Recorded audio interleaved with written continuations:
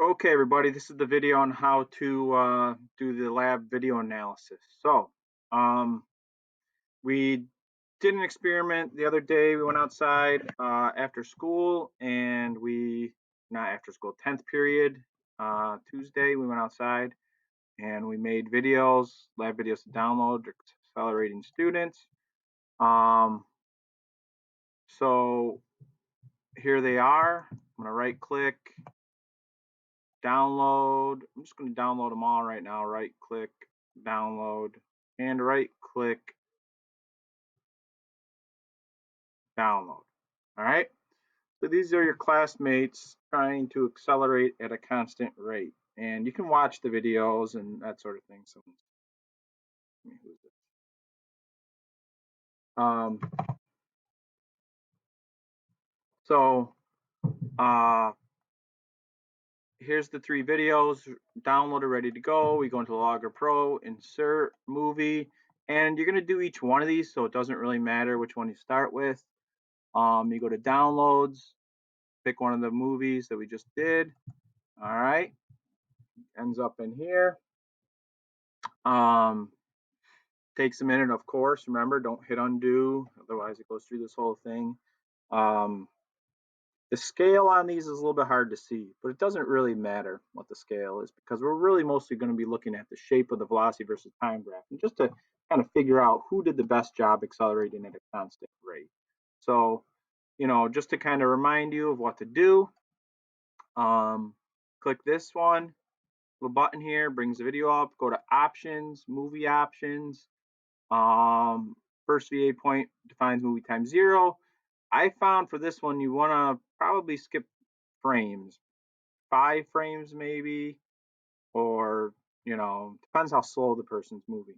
5 frames, let's do 3, see what that looks like. All right. And then you got to figure out where he starts moving. All right.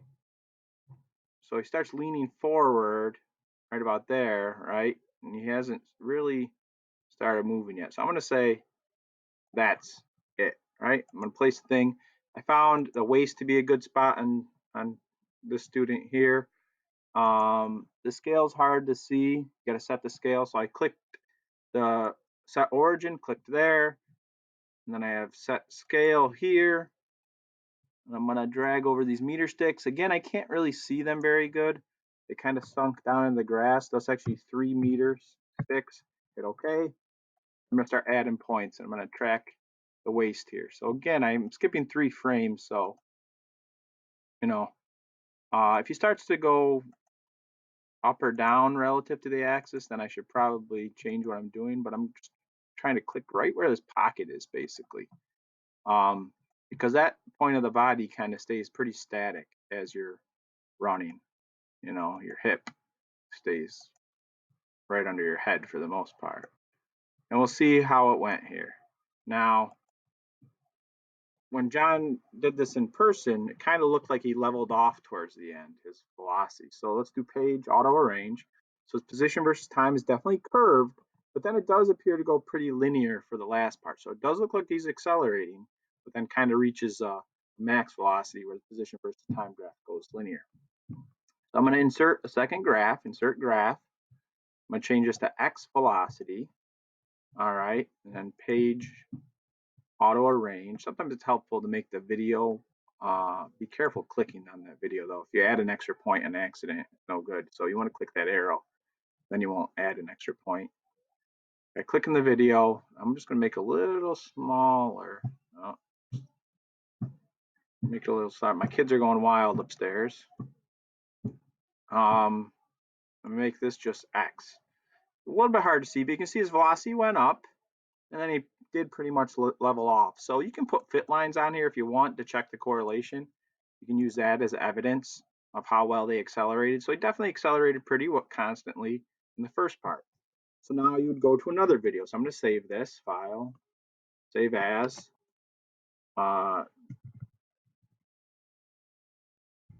student 1 accelerating, save, and then go on from there. I'll open up another one. I'll go file, new, I think it closes out the one you were just working on because you saved it, unfortunately. It's kind of an old style program, but that's just the way it works.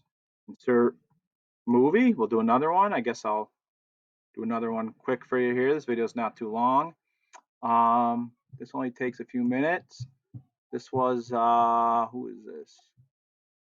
Oh, this is another student who really was moving slow when they first started going, to really try to accelerate the whole way through the video.